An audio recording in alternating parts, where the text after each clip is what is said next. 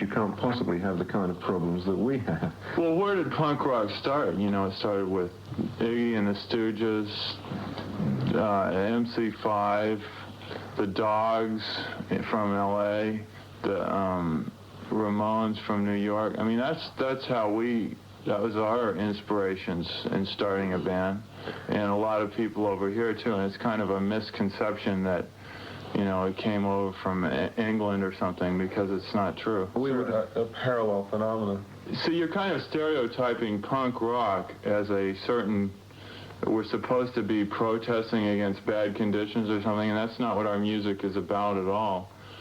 Basically, our music is very personal and deals with our personal emotions. And people everywhere, and if you're rich, you're poor, if you got 10 cars or 1 car, or no, you still fall in love, you still have emotions, you still get burned, you still have feelings, and feelings are what the music's about. That's the reason that anybody does it. The others, I think that, and I know if you go back to your English stuff, if you look at your Rolling Stones records, or if you look at your Sex Pistols records, that's where that comes from too.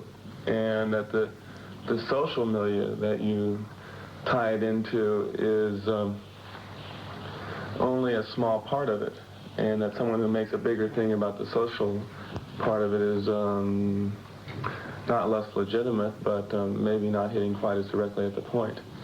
It's just that Los Angeles doesn't seem the right place for punks to exist, you know? I gather that your following is generally a fairly extremist kind of punks. I mean, our following is a whole bunch of different kind of people, all ages, all races, all monetary classifications. I mean, it's ridiculous to put limitations on what you can like because of how much your daddy makes. That's just ridiculous.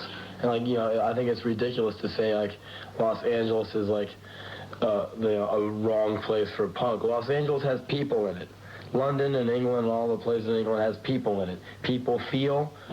That's why we play. It's about what we feel. That's why a lot of people's conception of Los Angeles is you mentioned talking to Joe Walsh or something like that. These people live in a cocaine fantasy land in the hills above LA, and that has nothing to do with what Los Angeles really is. Everybody isn't like Fleetwood Mac in Los Angeles. I mean, LA is actually a very, very competitive, high-pressure city. More so than I found here. Much more than London or something. There's no bottom, for one thing. There's no floor on the U.S. economy, really. It's a little bit different situation.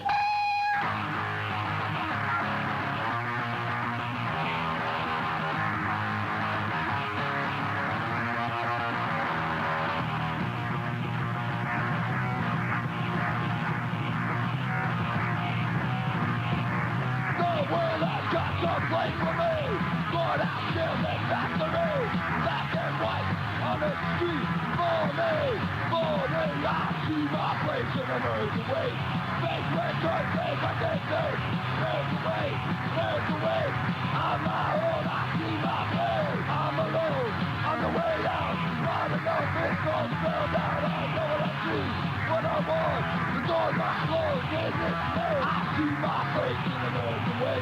Hey, grandson says I can't say American way, American way. On my own, I see my face. For the look, for a kick, going down on down. I see it coming. I can't do anything.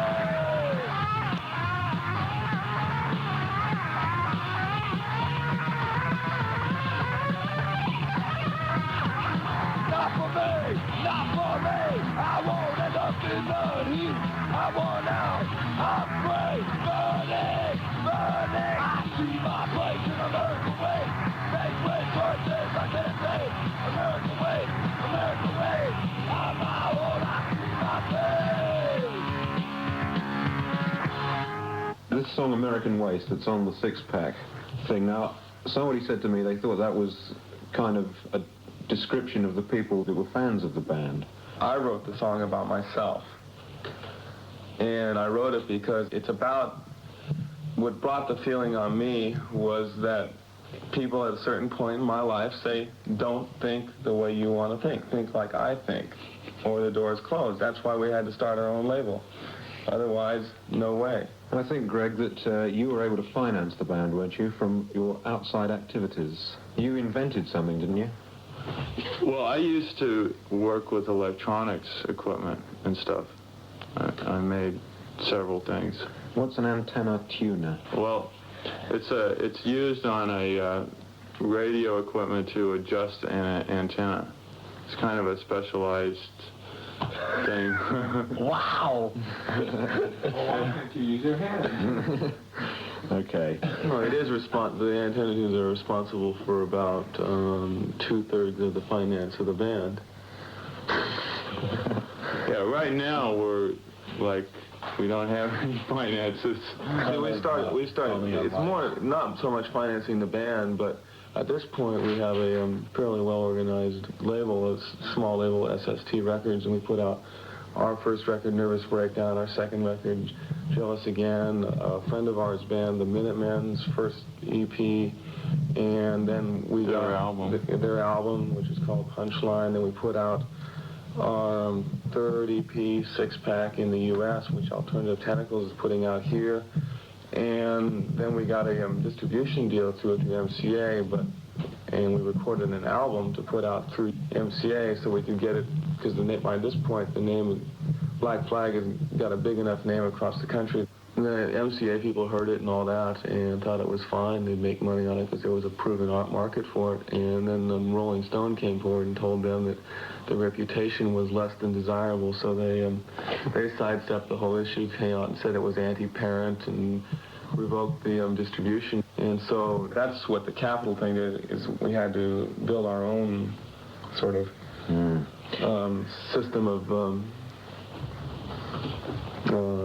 Putting records and our ideas across. Well, now, you mentioned that Rolling Stone told MCA you had a bad reputation. Now, have you got a bad reputation? And I gather there's a certain amount of aggravation at your gigs. There is from time to time, mainly with the police department, which is, people don't understand that outside of Los Angeles very much, because the police are much different there. They're very militaristic and fascist, and they just want to keep control of everything, including the culture, you know, a subculture or something anything that looks a little bit different, they try to stop. Well, you have caused a riot on the Strip, haven't you? Yeah, there's been a lot of riots, but the police department has been involved in most of them. The way that you want to talk about the punk rock riots in L.A., the biggest incident that ever occurred was there was a hall rented. We put on a gig. There were like 1,000 people there, and the thing was really, really wild, really fun gig. I mean, it was going full steam. The whole night across the street there were 2 units sitting there and a helicopter overhead.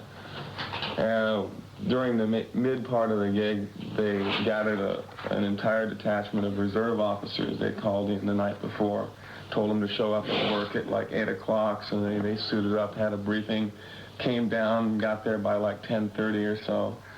and assembled themselves there. By 11 o'clock, when the thing was about 40 minutes from over, they marched in. They had 20 cars on the street. And there's two officers per car. There's 40 officers in the place. They had helicopters and stuff with a command post down the street.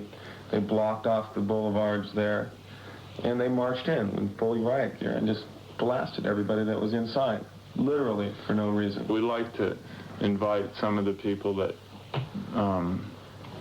think LA is real mellow to come to our next gig, and then tell some people that. And Yeah, understood. you guys are mellow. Wow.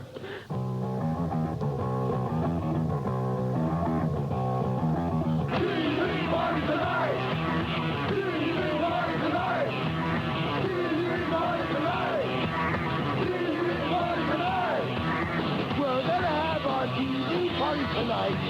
Alright! We're gonna have a TV party, alright! Tonight! We got nothing better to do than watch TV and have a couple of brews. Everybody's gonna hang out here tonight! Alright! We'll pass out on the couch. Alright! Tonight! We got nothing better to do than watch TV and have a couple of brews. Don't talk about anything else. We don't want to know. We're dedicated to our favorite shows. That's incredible. History Clue. Kelly. Friday. Sit glued to the TV set all night and every night. Why go into the outside world at all? It's for the right. We got nothing better to do than watch TV and have a couple of brews. TV Nikos, what it's like out there. In the show, you can go out if you want. We wouldn't care. We got nothing better to do than watch TV and have a couple of brews. Don't talk about anything else. We don't want to know. We're dedicated to our favorite shows. Saturday Night Live. Monday Night Football. Jefferson. Vegas. I wouldn't be without my TV for a day. Or even a minute. Don't even bother to use my brain anymore. There's nothing left in it. We've got nothing better to do than watch TV and have a couple of brews. Hey, wait a minute.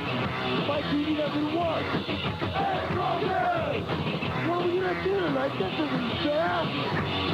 Go ahead! We got nothing left to do. Let's go TV and just a couple of brews. What are we talking about? I don't know. We're gonna miss our favorite shows. Go! That's incredible! No! Monday Night Football! No! Jefferson! No! Friday! No! TV party!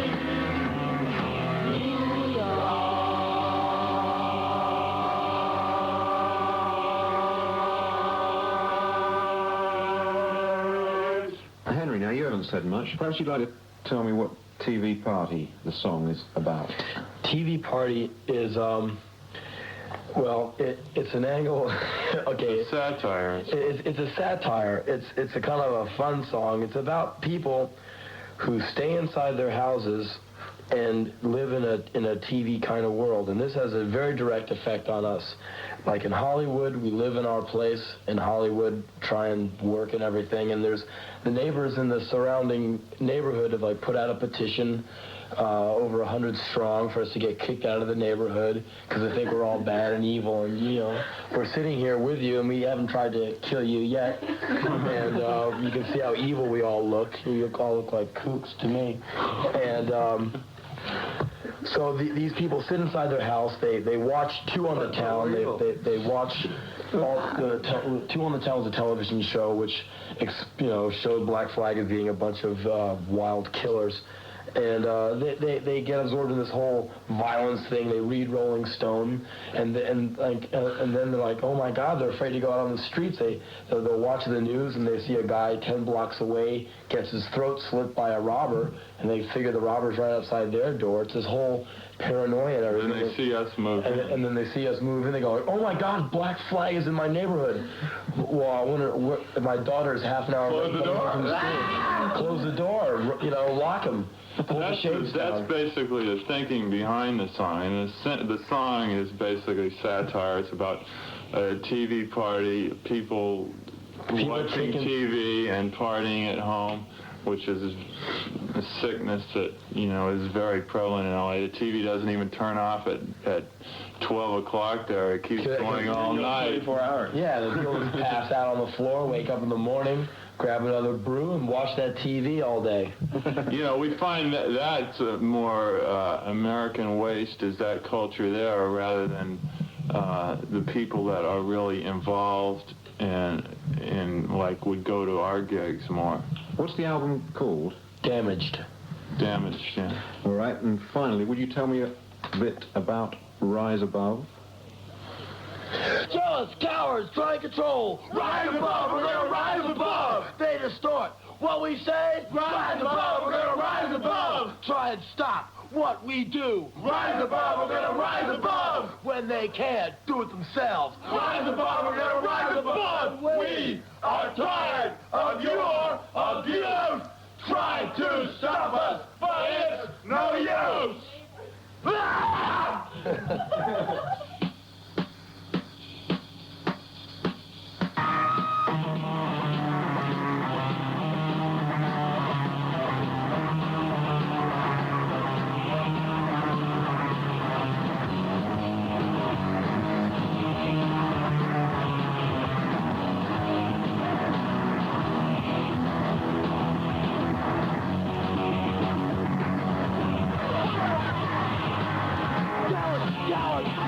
Rise above, we're gonna rise above. They distort what we say. Rise above, we're gonna rise above. Try and stop what we do. Rise above, we're gonna rise above. When they can't do it themselves. Rise above, we're gonna rise above. We are tired of your abuse. Try to stop us. It's no use. Society's on of control. Rise above, we're gonna rise above. They sit market themselves. Rise above, we're gonna rise above. Laugh at us, they hide our back. Rise above, we're gonna rise above. I find that that's what they lack. Rise above, we're gonna rise above. We are tired of your abuse. Try to stop us, but it's no use.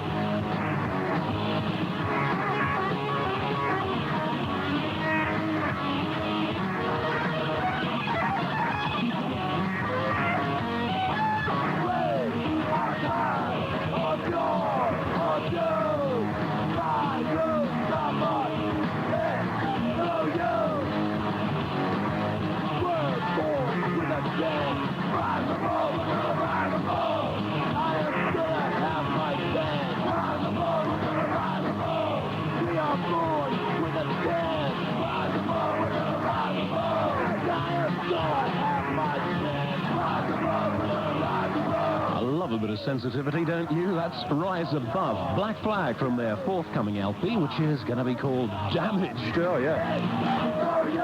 That's all I said for this, my first rock on, but...